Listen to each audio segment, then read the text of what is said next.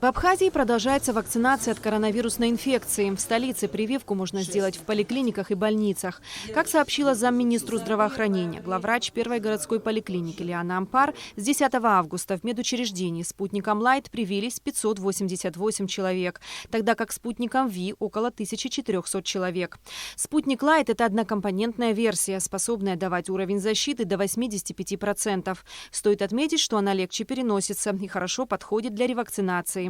Далее замминистра посетил республиканскую больницу. Здесь также работает прививочный кабинет. Первая вакцинация у нас прошла как-то более выраженно. Люди приходили. Сейчас со второй вакцинацией, спутника Лайт, темпы вакцинации прекратились.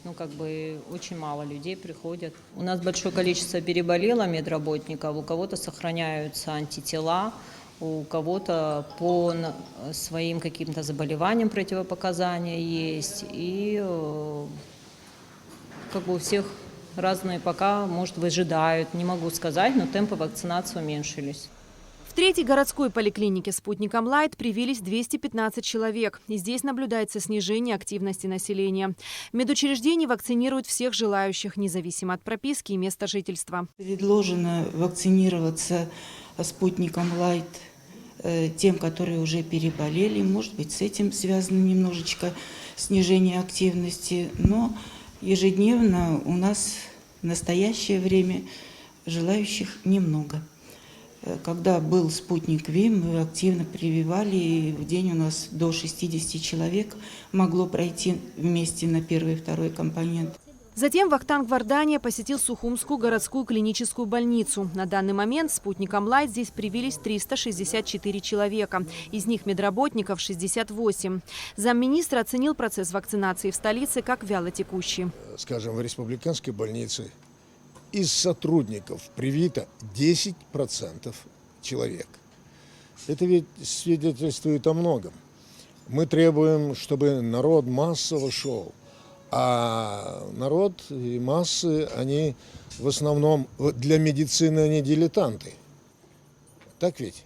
А вот те, кто знает, что это такое, тем не менее не прививаются. И потом это, я считаю, пришло из антипрививочное течение или движение даже движение, пришло из России. Там тоже такая же проблема, такая же беда, как и у нас. Несмотря на то, что я перенес в бессимптомном выражении ковидное заболевание, но когда прошли сроки, когда количество антител в крови стало недостаточным, я привился. Мало того, привита вся моя семья. Потому что привитые люди, из 100 привитых заболевают 9 человек. И все они заболевают легким течением. А 91 из 100 не болеют никак. Особой категорией являются педагоги. Учителей обязали привиться за первые 15 дней сентября, но сам процесс вакцинации по-прежнему добровольный.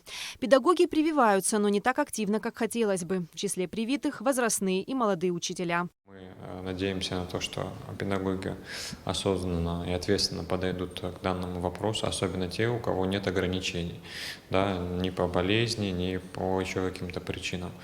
На данный момент 383 человека педагога привито. Пока у нас вакцина есть, соответственно, возможность вакцинировать население у нас есть, поэтому мы призываем, конечно же, активно к этому прислушаться, к этой возможности использовать для сохранения своего здоровья и здоровья окружающих. На данный момент хотел бы добавить, что из числа педагогов за этот период 59 человек заболело, из педагогов, из детей 130 человек. Соответственно, чтобы этот процесс не усугублялся, мы должны также строго соблюдать все меры, которые нам были рекомендованы санитарными врачами. Это дезинфекция в классах, проветривание аудитории, дезинфекция рук, термометрия ежедневная, ежесуточная. Это все должно приостановить этот процесс заражения. Сегодня вакцинация – самый эффективный способ предотвратить тяжелое течение болезни. Тем временем коронавирус продолжает распространяться и ежедневно уносит жизни людей. Эсма Гуланзе, Инала Гухава, Абхазское телевидение.